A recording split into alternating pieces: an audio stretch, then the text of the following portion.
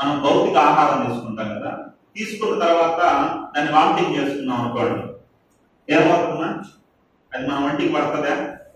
మనకి ఏమైనా శక్తిని ఇస్తుందా? బలాన్ని ఇస్తుందా? తినిన ఆహారం ఏం చేయాలి? జీర్ణం కావాలి. జీర్ణం కాకుండా వామిటింగ్ చేసుకుంటామంటే, మంచి మాంసం తీసుకున్నాం, మంచి ఆకుకూరలు తీసుకున్నాం, మంచి ఫ్రూట్స్ తీసుకున్నాం, మంచి రకరకాల ఆహార పదార్థాలు తీసుకున్నాం, వామిటింగ్ చేసుకుంటున్నాం. తింటాడా వామిటింగ్ చేసుకుంటాం, తింటున్నాం వామిటింగ్ చేసుకుంటున్నాం.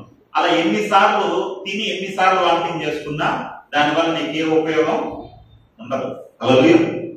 ఎందుకు ఈ మాట చెప్తున్నానంటే, వాక్యం అనేది కూడా అటువంటి అక్షయ ఆహారం. ఏం ఆహారం వాక్యం? అక్షయ ఆహారం అంటే ఈ ఆహారం నాశనం అయిపోతుంది, కానీ ఆహారం ఏం కాదు, నాశనం లేదు, దానికి అది కరిగిపోదు. హల్లెలూయా. అందుకే ప్రభువుని బట్టి మా పాప కూడా అక్షయ అని పెడదాం అనుకుంటాను. ఆ పాప పేరు అద్వితి, ఈ పాప పేరు అక్షయ అని పెడదాం అనేసి అనుకుంటున్న మనసులో. దేవుడి పేరు కూడా అక్షయ దేవుడు, అక్షయుడైన దేవుడు, అంటే నాశనం కానివాడు అనేసి ఆయన పేరు. కాబట్టి మనం ఆహారాన్ని, వాక్యాన్ని కూడా మనం తీసుకునేటప్పుడు ఎలా తీసుకోవాలైనా తీసుకొని అరిగించుకోవాలి, వామిటింగ్ చేసుకోకూడదు. చాలా మంది చోటు వదిలేస్తా ఉంటారు, ఎక్కడ వదిలిపెట్టి వెళ్ళిపోతా ఉంటారు. మన ప్రవర్తనలోకి తీసుకోవాలి. మనం జీర్ణం చేసుకున్నప్పుడు ఆ వాక్యం ఆశీర్వాదకరంగా, మనకు ప్రయోజనకరంగా ఉంటారు. హల్లెలూయా. కాబట్టి ఈ వాక్యాన్ని మనం ఆలోచన చేద్దాం, దాన్ని మన హృదయంలోకి తీసుకొని ఆ వాక్యం ద్వారా బలపడదాం. ఈరోజు మనం చూడబోతున్న విషయం ఏంటంటే, ఒక భక్తుని గురించి అతని జీవిత చరిత్ర గురించి మనం ఆలోచన చేద్దాం. అతని జీవితంలోని పాఠాన్ని మనం నేర్చుకుందాం. ఎందుకంటే భక్తుల యొక్క జీవితాలను మనం చూసినప్పుడు మనం ఎలా ఉండాలో మనకు ఒక అవగాహన వస్తుంది. భక్తులు ఎలా దేవునికి దగ్గరగా ఉన్నారు, దేవునితో కనెక్ట్ అయి ఉన్నారు, లోకానికి దూరంగా దేవునికి దగ్గరగా మనం ఎలా ఉండాలో ఆ భక్తులను బట్టి మనం నేర్చుకోవచ్చు. హల్లెలూయా. కాబట్టి ఒక భక్తుల గురించి మనం చూసినట్లయితే బైబిల్లో ఒక భక్తుడు మనకు కనపడుతుంది. ఆ భక్తుడు ఎవరంటే ఏం చేసేవాడంటే, దేవునితో కూడా నడిచినవాడు. ఆ భక్తుడు ఏం చేశాడు? దేవునితో కూడా నడిచినవాడు. ఆ వ్యక్తి పేరు తెలిసింటే చెప్పండి చూద్దాం. ఆ వ్యక్తి ఎవరు? బాగా చెప్పాలి, తెలిసిన హానోకు. ఈ హానోకు గురించి మనం ఈ సందర్భంలో ఆలోచన చేద్దాం. ప్రియమైన దేవుని పిల్లలారా, ఈ హానోకు దేవుడితో నడిచిన వాడంట. చూద్దాం అన్నమాట. ఆదికాండము 5వ అధ్యాయం 24వ వచనం చదువుతాం. ఆదికాండము 5:24. హనోకు దేవునితో నడిచిన తరువాత దేవుడు అతన్ని తీసుకుని పోయాను కనుక అతడు లేకపోయెను. ఆమేన్. హల్లెలూయా. ప్రియమైన దేవుని పిల్లరా, దేవునితో నడవడం అనేది పెద్ద విషయమా చిన్న విషయమా? చాలా పెద్ద విషయం. హల్లెలూయా. ఒక మనిషితో నువ్వు పక్కన నడవాలంటే గొప్ప విషయంగా మనం ఫీల్ అవుతా ఉంటాం కొన్ని సందర్భాల్లో. ఆ మధ్యకాలంలో ఒక రాజకీయ నాయకుడు రోడ్డు మీద నడుచుకుంటూ వెళ్ళిపోతా ఉంటే, పాదయాత్ర చేస్తా ఉంటే ఒక ఆయన ఏం చేశాడంటే వీడియో తీశారనమాట. ఆ వ్యక్తి ఏం చేశాడంటే ఆయన పక్కన నడవాలనేసి ట్రై చేస్తా ఉంటాడు. ట్రై చేస్తే సార్ ప్లీజ్ సార్ ఒకసారి ఆయన పక్కన నడిచేది వచ్చేస్తాను సార్ ప్లీజ్ సార్ అంటా ఉంటే, ఆ పక్కన చుట్టుపక్కల ఉన్న సెక్యూరిటీ ఆయన పక్కన గెంటేయాలి. హల్లెలూయా. ఆ రాజకీయ నాయకుడి పక్కన నేను నడిస్తే నాకు ఫేమ్ వస్తుంది, నాకు పేరు వస్తుంది, 10 మంది నన్ను చూస్తారు అనే ఒక ఆలోచనతో నడవాలనుకుంటే నడవలేకపోయాడు. అలా మనం చాలా మంది రాజకీయ నాయకుల పక్కన, లేదా సినిమా యాక్టర్ల పక్కన, కొంతమంది సినిమా యాక్టర్ల పక్కన నడవాలి, ఫోటో తీసుకొని సెల్ఫీ తీసుకోవాలనుకున్నప్పుడు వాళ్ళు పక్కన గెంటేశారు. ఒక ఆయన చంపిన సెల్ ఇచ్చినాడు ఆయన ఫ్యాన్ ని, సెల్ఫీ తీసుకుంటే సెల్ఫీ తీసుకెళ్ళబడకూడదు కొంతమంది. అలా వ్యక్తుల పక్కన నడవడమే కష్టం అనేసి, ఆ వ్యక్తుల పక్కన నడవాలనేసి మనం ఇష్టపడుతున్నప్పుడు అదే కష్టమైనప్పుడు ఇతను మనుషులతో కాదు కానీ ఎవరితో నడిచాడంట? సాక్షాత్తు దేవునితో ఏం చేశాడంటే నడిచాడు. హల్లెలూయా. నడవడం అంటే వాకింగ్ అనుకుంటున్నారు. నిజంగా ఎక్కడ సత్యమన్నా నేను కలిసి పక్కన నడుస్తా అన్నా అనేసి చెప్పి నడుచుకుంటా వెళ్తే అలా మాత్రం నడిచారు అనుకుంటున్నారా? అలా శారీరకంగా నడవడం కాదు, ఫిజిక్ గా నడవడం కాదు. ఎందుకంటే దేవుడికి ఏం లేదు, ఫిజిక్ లేదు, బాడీనే లేదు, ఇంకెలా నడుస్తాడు? నన్ను వదిలేదు అమ్మ కూర్చో. ఇప్పుడు 30 రోజులు నడిచారనుకో, మిమ్మల్ని నడవమన్నా అనుకో, 30 రోజులు నడవగలుగుతారమ్మా కంటిన్యూగా? నడుస్తారా? 30 రోజులే మనం ఏం చేయలేము, కంటిన్యూగా నడవలేము. అటువంటి నేను ఎన్ని సంవత్సరాలు నడిచాడంట? 300 సంవత్సరాలు నడవడం సాధ్యమేనా? అంటే ఫిజిక్ గా నడవలేనా, శారీరకంగా నడవలా. ఎందుకంటే దేవునికి ఏం లేదంటే మనకున్నటువంటి భౌతిక శరీరం దేవునికి లేదు. ఎలా చెప్పగలము? యోహాను సువార్త 4:24 ఏముంది? దేవుడు ఆత్మ కనుక ఆయన ఆరాధించేవారు ఆత్మతోనూ సత్యముతోనూ ఆరాధింపవలెను. అంటే దేవుడు ఏమై ఉన్నాడంటే ఆత్మ అయి ఉన్నాడు. అందరూ చెప్పండి, దేవుడు ఏమై ఉన్నాడు? ఆత్మ అయి ఉన్నాడు. అంటే మనకున్నటువంటి బాడీ ఆయనకు లేదు, మనకున్నటువంటి దేహం ఆయనకు లేదు. అసలు ఆయన నడవాలనుకున్నాడు అనుకో, బహుశా నడవాలనుకున్నాడు అనుకో, ఆయన పరిస్థితి ఎలా ఉంటుందో తెలుసా? ఒకసారి మనం నహూము గ్రంథం 1:1 నుండి చదవండి. ఆత్మ ఉన్న దేవుడు ఎలా ఉంటాడో, నడిస్తే ఎలా ఉంటుందో, ఆయన పరిస్థితి ఎలా ఉంటుందో ఒకసారి చూద్దాం. నహూము గ్రంథము 1:3 యెహోవా దీర్ఘశాంతుడు, మహాబలము గలవాడు, ఆయన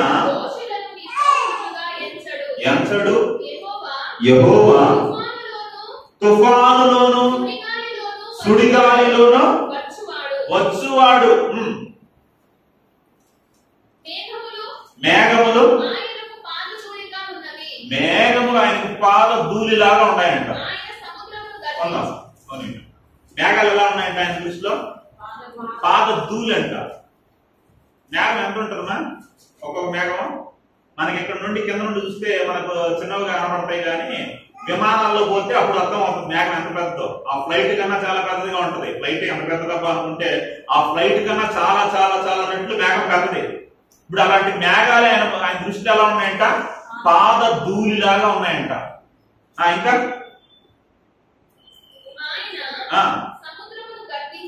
సముద్రమును గద్దించి ఆయన అరిచాడు అనుకో, సముద్రమే స్టాప్ అయిపోతుంది. హల్లెలూయా. సముద్రమే ఎండిపోతుంది ఆయన అరిస్తే. మనం డైలాగ్ చెప్తాం, మనం అరిస్తే అరుపులే, నువ్వు అరిస్తే అరుపులే, ఇంకేం జరగదు. కానీ దేవుడు అరిస్తాడు అనుకో, దేవుడు మాట్లాడాడు అనుకో, సముద్రాలు ఎండిపోతాయి, సముద్రాలు ఇంకిపోతాయి. ఇంకా ఎండిపోజేస్తాయి.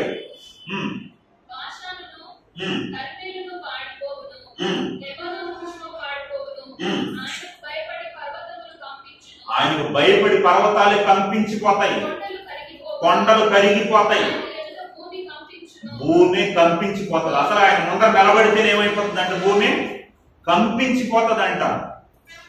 అంటే ఆయన ఎంత భయంకరుడో చూడండి, ఎంత బలవంతుడో చూడండి, ఆయన ఎంత గొప్పవాడు, ఎంత శక్తివంతుడు, లేదు ఎంత పెద్ద ఆకారం కలిగిన వాడు చూడండి. ఇప్పుడు అంత పెద్ద ఆయన నిలబడితేనే ఆ భూమి కంపించిపోతే భూమి మీద నలగలుగుతాడు ఆయన. ఇంకో మాట చూద్దాం.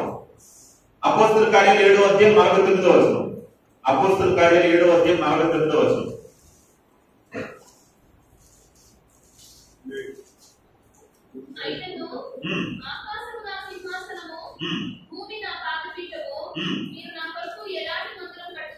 ఏంటంటమ్మా ఆకాశం ఏంటంట? ఆకాశం ఆయన సింహాసనం అంట, ఆయన కుర్చీ అంట. భూమి ఏంటంట? ఆయన పాదపీఠం అంట. పాదాలపీఠం కాదు, ఒక పాదం పెట్టుకోవడానికి సరిపోతుంది. ఇప్పుడు భూమి ఆయన పాదం పెట్టుకుంటే దానికి సరిపోతే, మేఘాలు ఆయన దృష్టిలో పాద ధూళిగా కనపడతా ఉంటే, ఆయన ముందు నిలబడేదానికి భూమి గజగజలాడిపోతా ఉంటే, ఇప్పుడు ఆయన మన భూమి మీదకి వచ్చి అసలు ఈ విశ్వంలో భూమి అసలు సౌర కుటుంబం ఎంత, సౌర కుటుంబంలో నువ్వు ఉండే భూమి ఎంత, భూమి మీద నువ్వు ఉండే దేశం ఎంత, నువ్వు ఉండే పట్టణం ఎంత, జిల్లా ఎంత, నువ్వు ఉండే ఊరు ఎంత, నువ్వు ఉండే గుడిసె ఎంత, నువ్వెంత. హల్లెలూయా. ఇంత చిన్న ఆనోకుతో దేవుడు వచ్చి నడుస్తాడా భౌతికంగా? అంటే భౌతికంగా ఆయన ఏం చేయలేదు, మన ఆనోకుతో మనం నడిచినట్టు, మామూలుగా నడిచినట్టు నడవాలి ఆయన. నడవడం అంటే చాలా మంది అంటా ఉంటారు కదా, ఒరే నీ నడక సరిగా లేదు, నీ నడక సరిగా లేదు అంటే అర్థం ఏంటన్నమాట అంటా ఉంటారు కదా. రే నీ నడక సరిగా లేదు, జాగ్రత్త అంటా ఉంటారు. నడక సరిగా లేదంటే వంక టెంకరగా నడుస్తా ఉన్నాడు అనేసి కాకపోతులాగా. అర్థం ఏంటి? నడత బాగాలేదంటే నీ ప్రవర్తన సరిగా లేదు, నీ బిహేవియర్ సరిగా లేదు అని అర్థం. అంటే ఇప్పుడు ఇతని నడత దేవునితో ఉందంటే ఇతడు ఎలాంటి ప్రవర్తన కలిగి ఉన్నాడు? మంచి ప్రవర్తన, మంచి భక్తి, మంచి యథార్థత. హల్లెలూయా. అలా ఉన్నాడని అర్థం. అంటే మనం ఫిజిక్ గా తీసుకోవడం బట్టి ఈ వచనాన్ని అపార్థం చేసుకున్నారు. నడవడం బట్టి మామూలుగా నడవడం.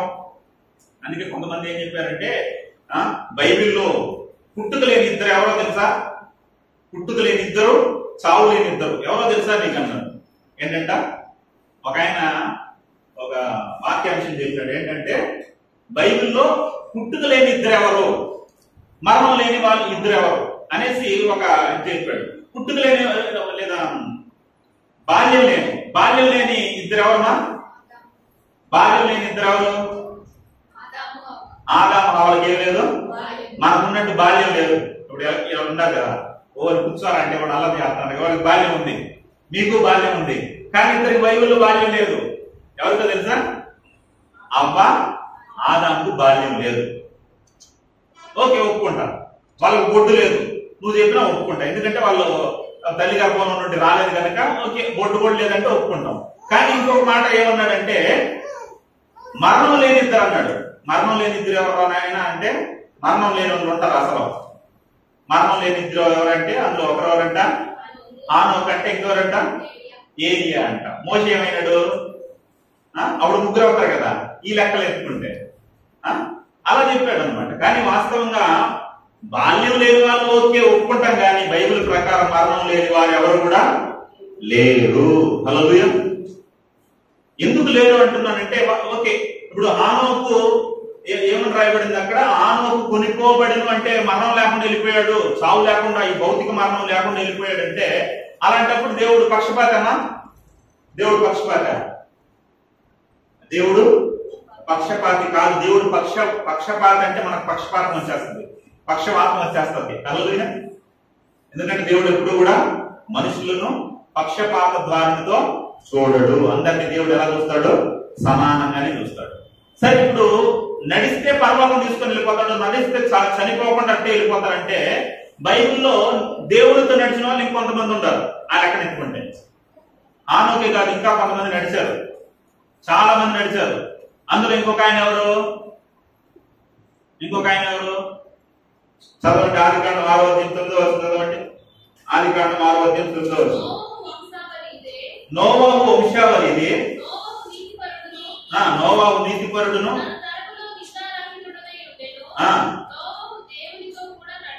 దేవునితో కూడా నడిచిన వాడు. ఇప్పుడు నోవాహు కూడా ఏం చేశాడు? దేవుడితో నడిచాడా?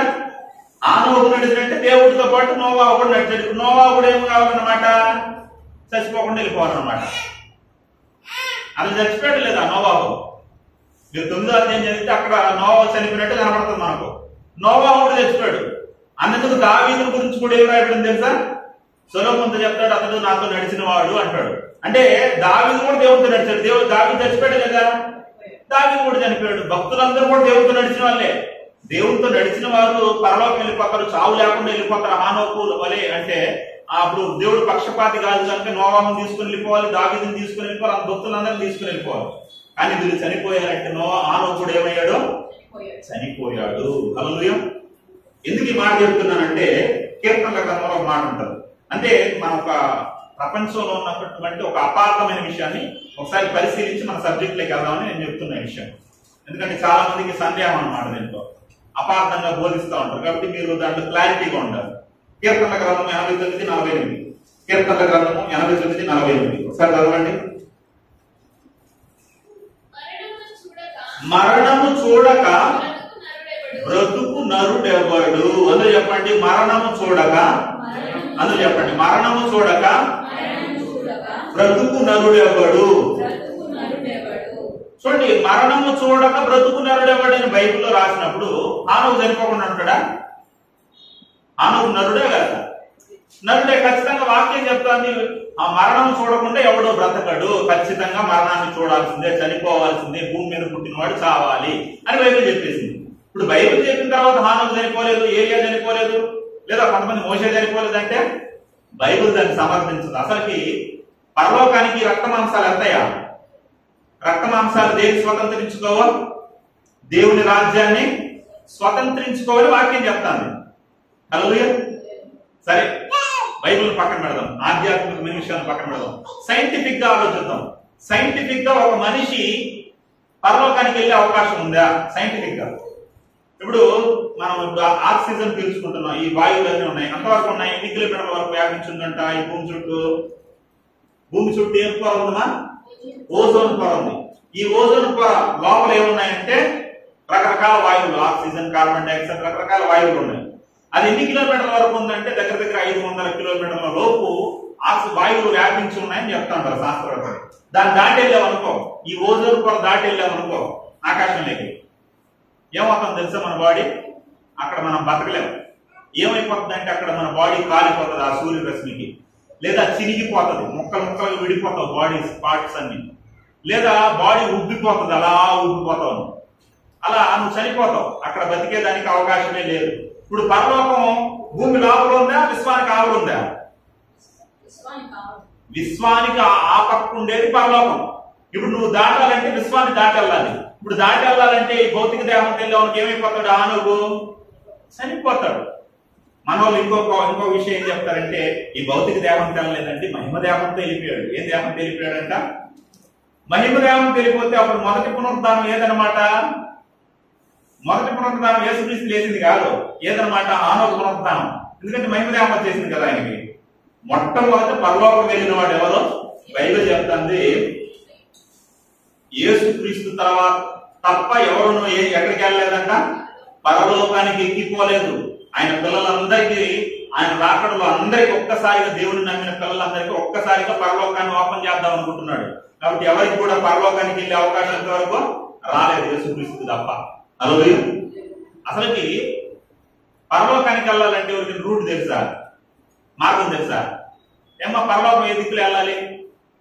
ఏ రూట్లో వెళ్ళాలి? పరలోకం వెళ్ళాలంటే ఎట్టెళ్ళాలా?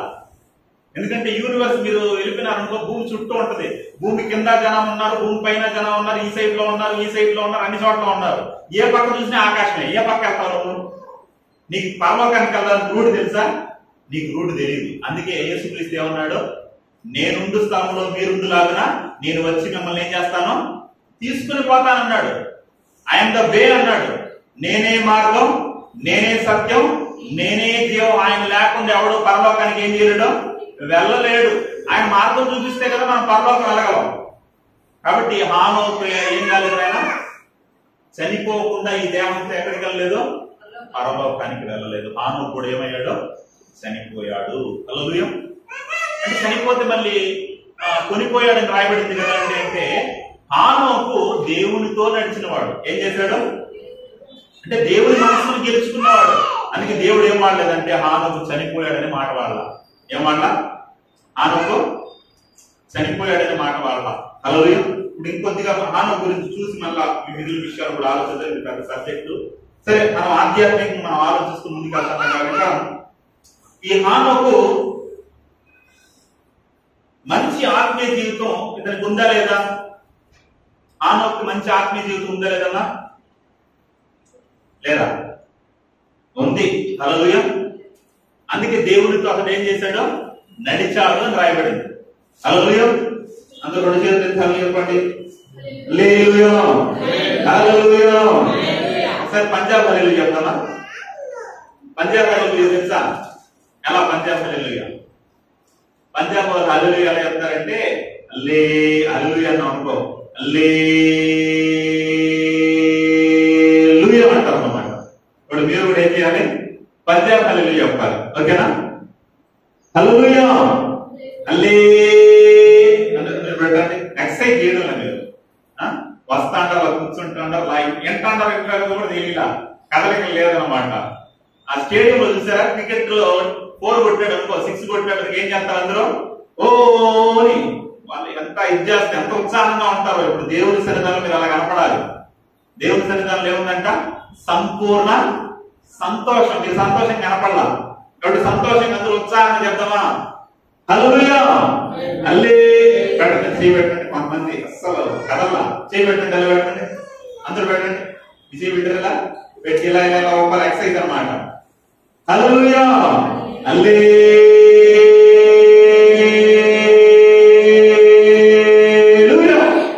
హల్లెలూయా అలా చెప్తారు పంజాబ్ వాళ్ళు, మీరు కూడా చెప్పాలి. హల్లెలూయా. ఓకే, ఇప్పుడు మీరు అనొచ్చు ఏమండి హానోకు దేవుడితో నడిచాడంటే అప్పటి కాలం వేరు ఇప్పటి కాలం వేరు, అప్పటి ప్రజలు వేరు, అప్పుడు తక్కువ ప్రజలు, అప్పుడు పాపం తక్కువ, అప్పుడు అది ఎక్కువ లేదా అది తక్కువ. ఇప్పుడు అలా పరిస్థితి లేదు కదండి, ఇప్పుడు జనాభా ఎక్కువ పాపం ఎక్కువ, అప్పుడు వేరు ఇప్పుడు వేరు అనేసి మీరు అనొచ్చు. ఇప్పుడున్నట్టే అప్పుడు కూడా ఏమున్నాయి, పరిస్థితులు ఉన్నాయి. హల్లెలూయా. తేడా ఏమీ లేదు, ఇంకా ఘోరంగా ఉంది. ఎందుకంటే నేను చెప్పడం లేదు, బైబిల్లో మీరు చూసినట్లయితే ఆదికాండం 6వ అధ్యాయం 5వ వచనం చదవండి. ఆదికాండము 6వ అధ్యాయం 5వ వచనం. నరుల చెడుతనము భూమి మీద గొప్పదనియు వారి హృదయం యొక్క తలంపుల్లోని ఊహ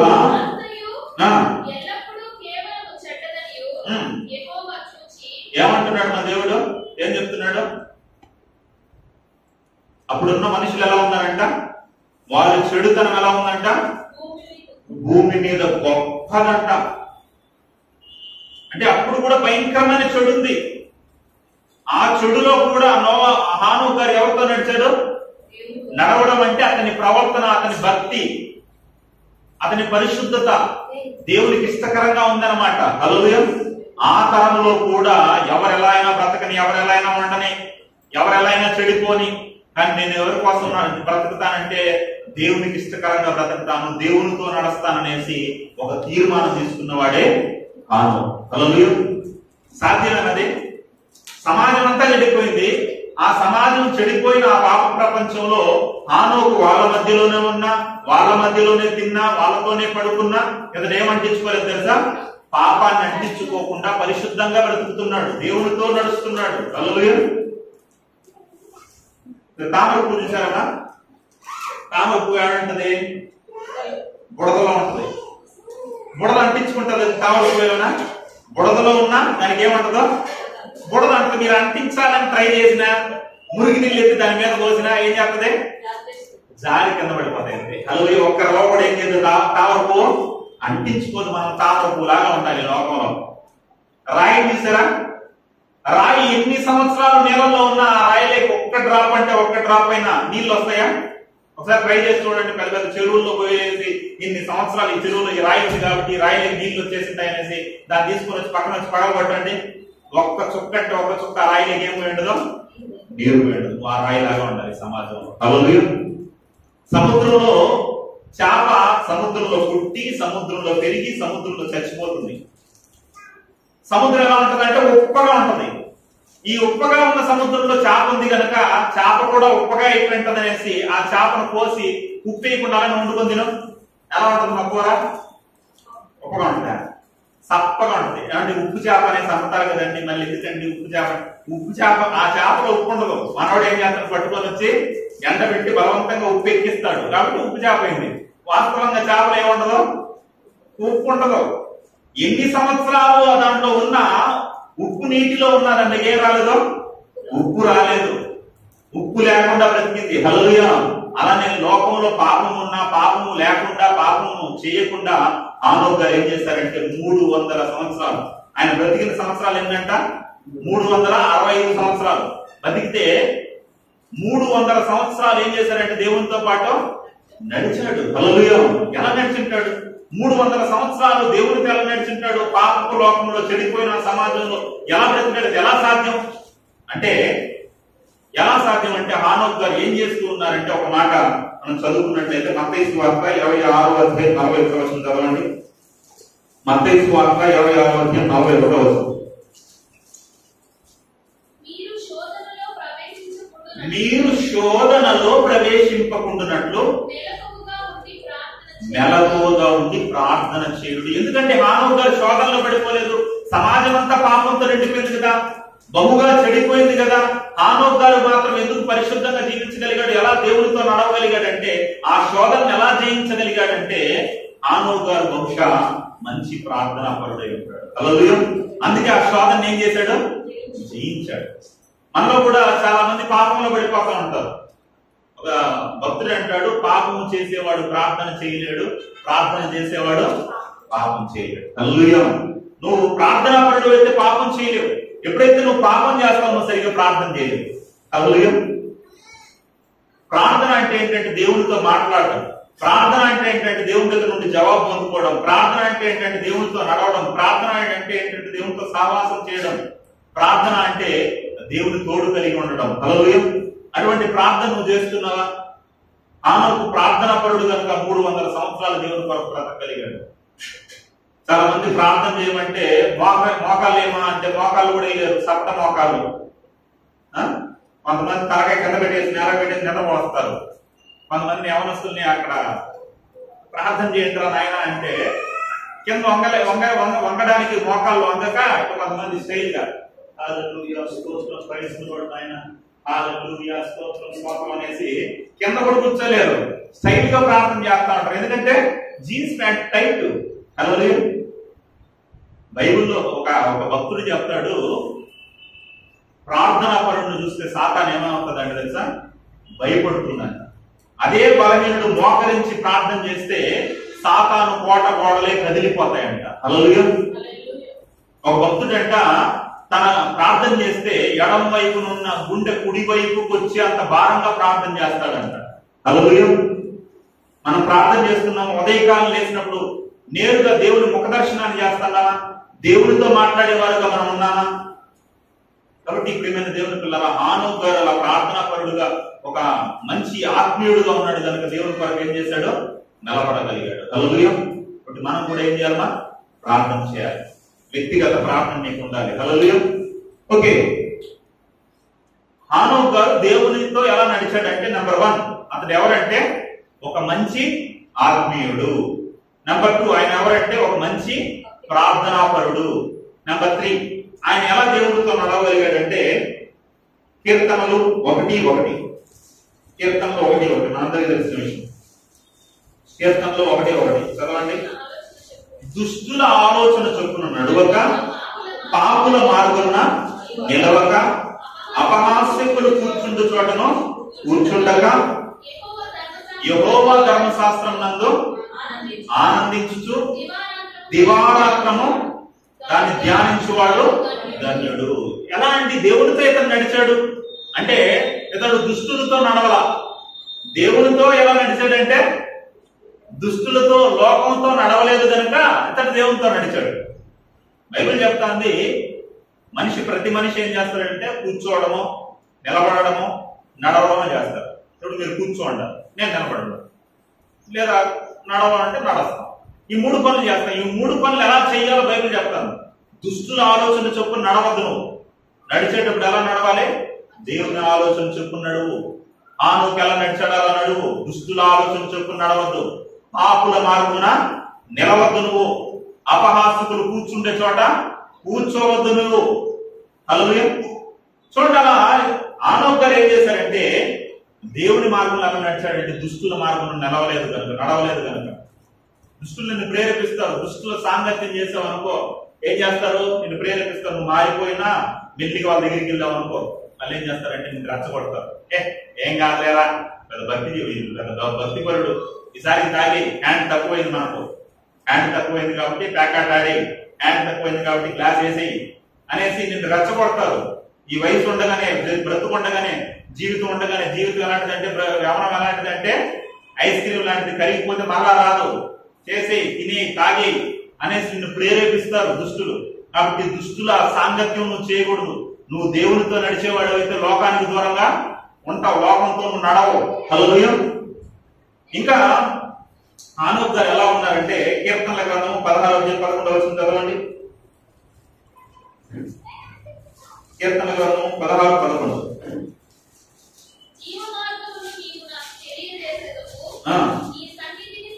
నీ సన్నిధిని సంపూర్ణ సంతోషము కలదు. హల్లెలూయా. ఆయన ఏం చూశాడంటే, ఏం రుచి చూశాడంటే ఆయన సన్నిధానంలో సంపూర్ణ సంతోషం ఉండడం చూశాడు. హల్లెలూయా. చూడగలుగుతారా? ఎప్పుడెప్పుడు వదిలేసి వెళ్ళిపోతామప్పా, టైం అయిపోతుంది అని టైం చూసుకునే వారుగా ఉంటారా? సంపూర్ణ సంతోషాన్ని అనుభవించగలిగిన వారుగా ఉంటారు. హానోకు గారు ప్రార్థనలో దేవుడి సన్నిధానంలో కూర్చొని ఏం అనుభవిస్తున్నాడంటే సంపూర్ణ సంతోషాన్ని అనుభవిస్తున్నాడు. ఈ లోకంలో లేదు ప్రియమైన దేవుని పిల్లలు. ఈ లోకంలో సినిమాల్లో గాని, మందులో గాని, లోక వ్యసనాల్లో గాని ఎక్కడ కూడా సంపూర్ణ సంతోషం లేదు. తాత్కాలికమైన ఆనందం ఉంటుంది. కొద్ది కాలం మాత్రమే ఆనందం, కొద్ది సమయం మాత్రమే. బతు దిగింది అనుకో, అక్కడ నుండి బయటకు వచ్చే వరకు మాత్రం వెళ్ళిపోతుంది, సంతోషం వెళ్ళిపోతుంది. కానీ సంపూర్ణ సంతోషం, హృదయంలో ఆనందం ఎక్కడ కలుగుతుంది అంటే దేవుని సన్నిధానంలో కలుగుతుంది. హల్లెలూయా. అది హానోకు గారు గుర్తించగలిగారు. అలా ఆత్మీయంగా ఉండి, ప్రార్థనాపరుడుగా ఉండి, దుష్టులకు లోకానికి దూరంగా ఉండి దేవునితో ఏం చేశాడు హానోకు గారు? నడిచాడు. హల్లెలూయా. అందుకే హానోకు అంటే దేవుడికి ఇష్టం కనుక దేవుడు ఏం రాయించలేదు తెలుసా? హానోకు మరణించాడని రాయలా. అసలుకి నీతిమంతుల గురించి మరణిస్తాడని రాస్తాడు దేవుడు ఎప్పుడైనా? ఆయన ఆలోచన అలా ఉండదు. లాజరు గారు చనిపోయారు. చనిపోయినప్పుడు యేసుక్రీస్తు ఏమన్నాడు లాజరు గురించి? ఏమన్నాడమ్మా? హానోకు లాజరు నిద్రించుచున్నాడే కానీ చనిపోలేదంటాడు. చచ్చిపోయాడు అతడు, కానీ ఏమంటాడు? నిద్రిస్తున్నాడు అంటాడు. అంటే ఈ భౌతిక మరణాన్ని ఏమంటాడు దేవుడు? మరణంగా భావించదు. ఏంటి మరణం అంటాడంటే బైబిల్ ఏమంటుందంటే రెండో మరణం ఒకటి ఉంది. ఏంటో తెలుసా? మరణం నిత్యాగ్ని దండన. ఈ శరీరానికి నాశనం ఉంది కానీ ఆత్మకి ఏం లేదంటే నాశనం లేదు, దానికి శిక్ష ఉంది. ఆ శిక్షను ఏమంటుందంటే బైబిల్ మరణం అంటుంది. ఆ మరణానికి ఎవరు వెళ్ళలేదంటే హానోకు గారు వెళ్ళా. నరకానికి హానోకు గారు వెళ్ళలా. దాని గురించి దేవుడు చెప్తూ హానోకు ఏం కాలేదంటే మరణించలేదు, చనిపోలేదు, లేదా కొనిపోయాడని మాట వాడాడు. కానీ ఆయన దేవుని ప్రేమించిన వాడు కనుక చనిపోయాడని మాట వాడదాం. హల్లెలూయా. అంతేగాని హానోకు గారు కూడా ఏ మరణం ఉంది? నాయన భౌతిక మరణం ఉంది. మీరు అలా అన్నారు అనుకోండి, లేదండి హానోకు గారు చనిపోలేదండి, అలానే వెళ్ళిపోయాడండి అన్నారు అనుకోండి. అంటే ప్రభువు గొప్పడా, హానోకు గొప్పడా? మీరు చెప్పండి. యేసుక్రీస్తు కన్నా హానోకు గొప్పడా? అసలు భూమి పుట్టినప్పటి నుండి ఇప్పటి వరకు అందరికన్నా గొప్పవాడు ఎవరంటే యేసుక్రీస్తు ప్రభువు వారే. ఇప్పుడు తీసుకుని వెళ్ళిపోతే ఎవరిని తీసుకుని వెళ్ళిపోవాలి? మరణం లేకుండా యేసుక్రీస్తుని తీసుకుని వెళ్ళిపోవాలి. యేసుక్రీస్తు అంతటి వాడు ఏమైనాడు? సిలువలో చనిపోయాడు. ముస్లిం సహోదరులు ఏమంటారంటే, వాళ్ళు చెప్పేది ఏంటంటే, క్రైస్తవులారా మీరు భ్రమ చెంది ఉన్నారు. ఎందుకు భ్రమ చెంది ఉన్నామంటే అసలు యేసుక్రీస్తు సిలువలో చనిపోలేదు. కానీ ఆ దేవుడు ఏం చేశాడంటే యేసుక్రీస్తు బదులు ఇంకొక వ్యక్తిని పెట్టేసి ఏం చేశాడంటే యేసుక్రీస్తుని తీసుకుని వెళ్ళిపోయాడంట పైకి. వాళ్ళు భ్రమ చెంది ఏం చేశారంటే యేసుక్రీస్తు రూపంలో ఉన్న ఆ వ్యక్తికి సిలువ వేసారంట. యేసుక్రీస్తు సిలువ వేయబడలేదంట. ఇప్పుడు రెండో రాకడలో మన బైబిల్లో ఉన్నట్టు వాళ్ళ దాంట్లో కూడా రెండో రాకడలో ఏం చేస్తాడంటే యేసుక్రీస్తు వస్తాడంట, దేవుడితో పాటు వస్తాడంట. వచ్చినప్పుడు ఏం చేస్తాడంటే ఆయన వచ్చి చెప్తాడంట, క్రైస్తవులారా మీరందరూ ఏం చెందారంటే భ్రమ చెంది ఉన్నారు, నేను అసలు ఏం కాలేదు, చనిపోనే లేదంట అనేసి ఆయన చెప్తాడంట. అంటే అర్థం ఏంటంటే ఇప్పుడు ఆయన వచ్చాడంటే 8,000 సంవత్సరాలు యేసుక్రీస్తుకి చనిపోకుండా ఇప్పుడు ఉదాహరణకి ఇప్పుడే వచ్చాడు అనుకో. ఇప్పుడు యేసుక్రీస్తు 8,000 సంవత్సరాలు బ్రతుకున్నట్టు 2,000 సంవత్సరాలు ఒక మనిషి బతుకుతాడా? ఇప్పుడు మనం వాళ్ళకన్నా మూర్ఖులు వేసి ఇంకేం చెప్తున్నామంటే హానోకు చనిపోలేదండి, ఆ రెండో రాకడలో ఈ హానోకు ఏలియాలు మరలా వస్తారండి అంటున్నారు. హానోకు ఎన్ని సంవత్సరాలు ఉంటాయి మా ఇప్పటికి? మరణం లేకుండా బతుకుంటే ఎన్ని సంవత్సరాలు ఉంటాయి హానోకి? హానోకు ఒక మాట రాయబడింది హానోకు గురించి గొప్పగా. యోధా గ్రంథం కదండి, యోధా పత్రిక ప్రకటన గ్రంథానికి ముందు ఉంటుంది. చదివి చేసి ముగించేస్తాను. 2 మాటలు చూసుకొని ముగించుకుందాం. జాగ్రత్తగా వినండి. హానోకు గురించి యోధా పత్రిక 14 ఒకే అధ్యాయం ఉంటుంది. 14 చదవండి. ఆదాము మొదలుకొని 7వ వాడైన హానోకు. ఆదాము మొదలుకొని ఎన్నో వాడంటే హానోకు? ఆదాము మొదటివాడు, భూమి మీద పుట్టిన మొదటివాడైతే అతని తర్వాత 7వ వాడుగా పుట్టినవాడు ఎవరంటే ఈ హానోకు. అంటే దగ్గర ఇప్పుడు హానోకు ఎన్ని సంవత్సరాలు ఉండాలి? బైబిల్ చరిత్ర మనం కామన్ ఊరికట్టు ఆలోచిస్తే కొన్ని వేల సంవత్సరాలు కామన్ మనం అనుకున్నాం. ఒక 6,000 సంవత్సరాలు అనుకున్నాం. 6 నుండి 12,000 సంవత్సరాల చరిత్ర ఉంటుంది బైబిల్ మనం చూస్తే. కానీ ఒక 6,000 సంవత్సరాలు అనుకుంటే ఇప్పుడు హానోకు గారికి ఎన్ని వేల సంవత్సరాలు ఉండాలి ఇప్పటికి బతుకుంటే? 5,000 సంవత్సరాలు పైబడి. 5,000 సంవత్సరాలకు పైబడి ఒక మనిషి బతుకుతారా? బైబిల్లో ఎక్కువ కాలం బతికిన వ్యక్తి ఎవరంటే మెతూషెలా. ఎన్ని సంవత్సరాలు? 969 సంవత్సరాలు బతికాడు. అతన్ని బీట్ చేసాడు. ఇప్పుడు మనం అనుకున్న దాని ప్రకారం అనుకుంటే ఎన్ని సంవత్సరాలు? 5,000 సంవత్సరాలు ఒక మనిషి బతుకుతాడా? ఈ శరీరం సహకరిస్తుందా? కాబట్టి హానోకు గారు కూడా ఏమైనారంటే మరణించాడు. ఆ మరణాన్ని దేవుడు చెప్పడానికి ఇష్టపడలేదు, కానీ ఆ అతడు ప్రియుడు గనుక, అతడు దేవుడితో నడిచిన వాడు గనుక అతడు కొనిపోబడను అని రాయబడింది అంతే. హల్లెలూయా. కాబట్టి ప్రియమైన దేవుని పిల్లరా, ఈ హానోకు గురించి అద్భుతమైన మాట ఇక్కడ రాయబడింది. దాన్ని చదివేసి మనం ఇంకా ప్రార్థన చేసుకుందాం. మాట పూర్తిగా చదివేయండి. 14వ వచనం.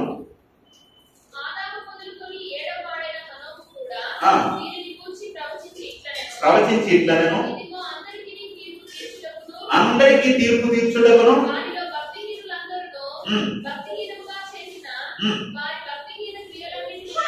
వారి భక్తిహీన క్రియలన్నింటిని గురించి భక్తిహీనులైన పాపులు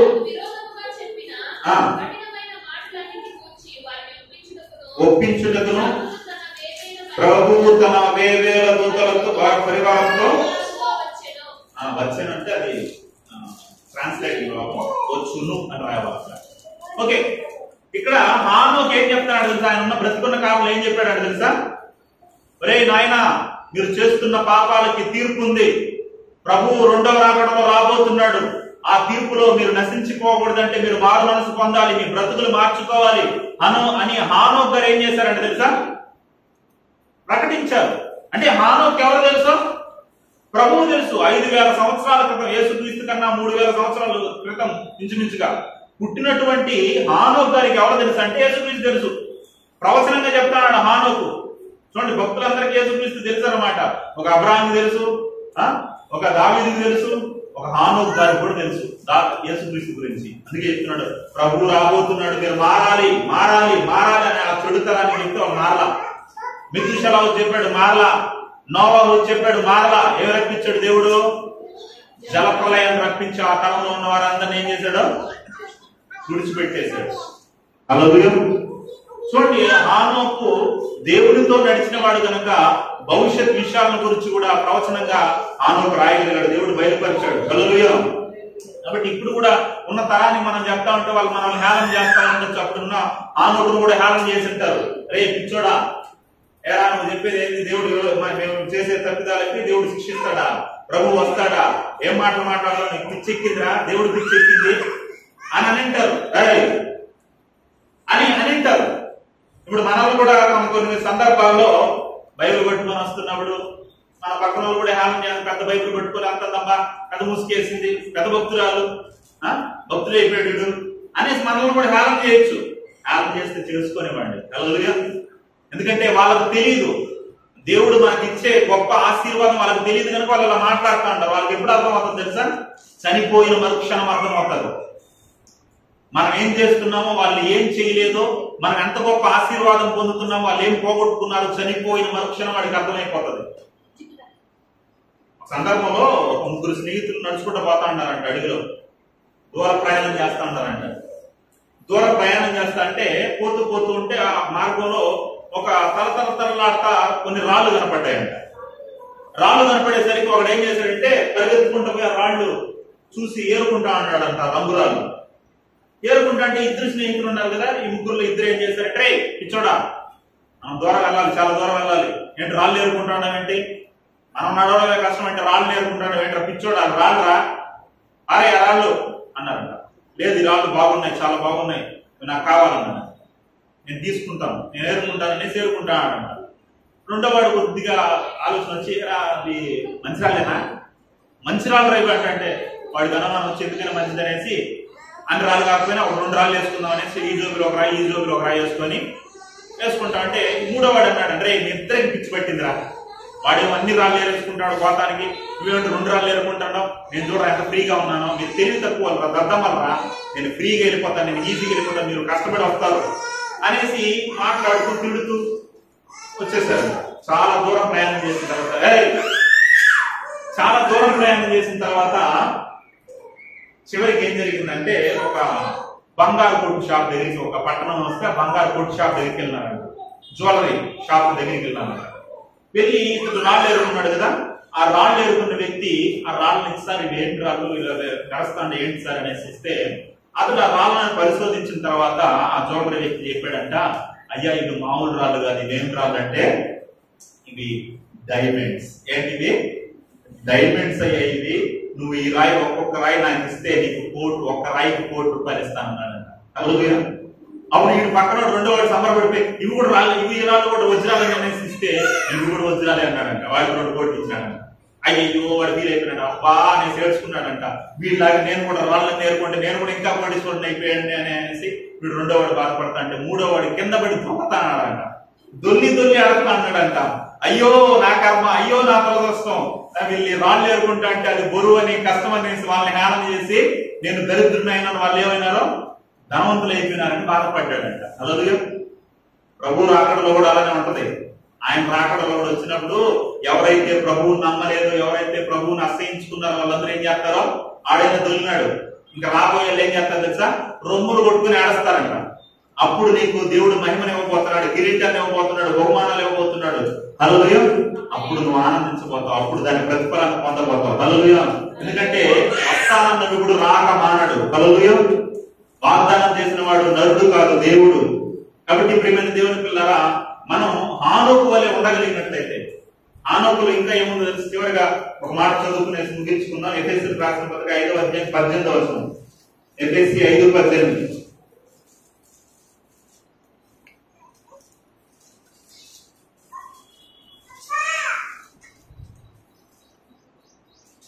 ఎఫెసీ 5:18. మరియు మద్యముతో మత్తులై ఉండకుడి, దానిలో దుర్వ్యాపారం కలదు. అయితే ఆత్మపూర్ణులై ఉండాలి. మనం ఎవరితో నింపబడి ఉండాలి? ఆయన ఆత్మతో నింపబడి ఉన్నప్పుడు మనం దేవునితో నడవగలం. హల్లెలూయా. హానోకు దేవుని ఆత్మశాఖ నడిపింపబడ్డాడు కనుక దేవునితో 300 సంవత్సరాలు నడవగలిగాడు. కాబట్టి మనం కూడా అలాగే అయ్యా నీ పరిశుద్ధ ఆత్మతో మమ్మల్ని నడిపించండి, నీ ఆత్మశాఖ మమ్మల్ని నడిపించండి, హానోకు నడిచినట్టు మమ్మల్ని నడిపించండి అనేసి నువ్వు అడగలిగినట్లయితే, హానోకు ఏ రీతిగా దేవునితో నడిచాడు, దేవునితో సహవాసం చేశాడు, దేవునితో స్నేహం చేశాడో మనం కూడా ఆ రీతిగా దేవునితో నడవగలం. హల్లెలూయా. కాబట్టి హానోకు ఏమేమి ఉన్నాయన్న దేవునితో నడవడానికి? ఒకటి, అతడు ఆత్మీయుడు. ఆ పాప కర్మలో కూడా ఏం కలిగి ఉన్నాడంటే ఆత్మీయత కలిగి ఉన్నాడు. రెండోది ఏంటంటే అతను మంచి ప్రార్థనాపరుడు. మూడోది ఏంటంటే దుష్టులకు దూరంగా లేదా లోకానికి దూరంగా దేవునితో నడుస్తున్నాడు. హల్లెలూయా. కాబట్టి మనం కూడా ఈ లోకానికి వేరే దేవునితో నడిచే వారుగా ఉంటే, మంచి ప్రార్థనా పరులుగా ఉంటే, ఆత్మీయులుగా ఉంటే మనం కూడా హానోకు వలె అనేక దీవెనలు, అనేక ఆశీర్వాదాలు పొందుకొని భవిష్యత్తును కూర్చుని అవగాహన కలిగి మనం దేవుని రాకడలో ఎత్తబడతాం, దేవునికి ప్రియులుగా ఉంటాం. ప్రార్థన చేసుకుందాం. అందరూ విన్న మాటను బట్టి ప్రార్థన చేసుకొని మనం ఈ కార్యక్రమంలోకి వెళ్దాం. కళ్ళు మూసుకొని ప్రార్థన చేసుకున్నాం.